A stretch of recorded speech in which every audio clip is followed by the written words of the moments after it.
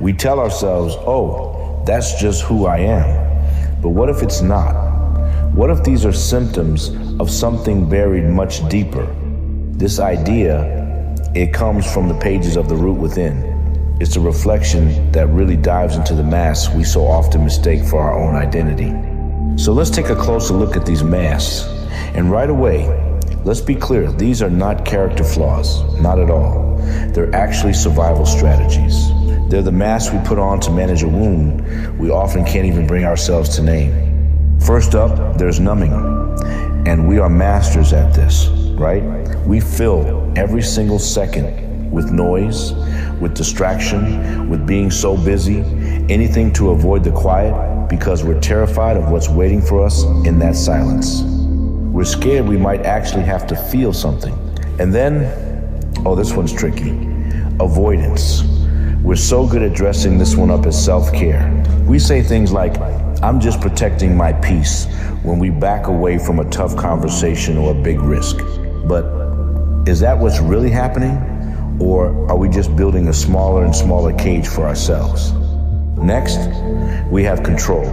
And we love to call this one discipline, don't we?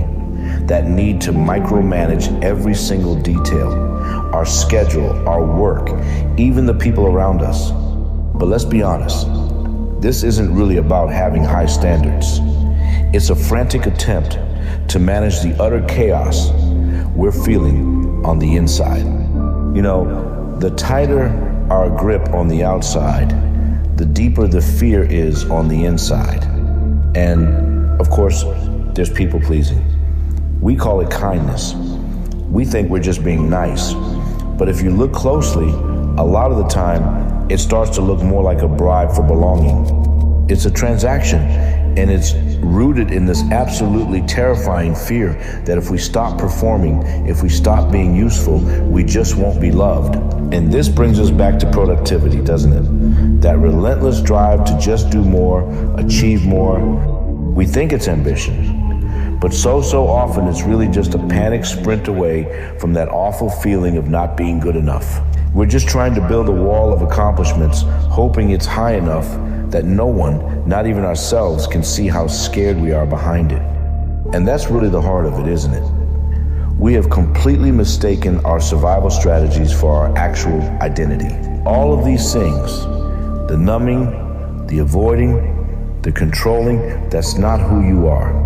That's the armor you built, probably when you were just a kid, to get through a world that felt, well, unsafe. And this is where we get to the dangerous truth about what it really takes to heal.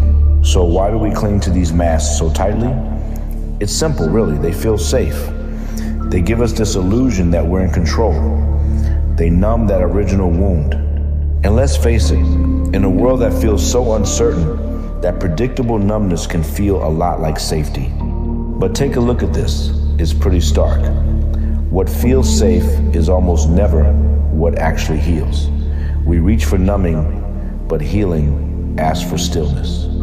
We default to avoidance, but healing demands honesty. We try to control everything, when what we really need is to grieve. We choose being busy over setting boundaries, and we choose performing over the simple but terrifying act of just resting. And that's the great paradox of it all. Real healing feels, well, dangerous. It has to, because it's asking us to finally stop running. It's asking us to take off the mask, to put down the armor, and to walk straight into the fire, the very pain we have spent our entire lives trying to get away from. So where do we go from here? Well, there isn't some easy answer, but there is an invitation. If any part of this reached you, even just a little bit, stay close to that feeling. There is so much more just beneath the surface. The journey forward isn't about becoming some brand new person. It's about unbecoming everything that was never really you to begin with. If this spoke to you, like and subscribe to The Root Within.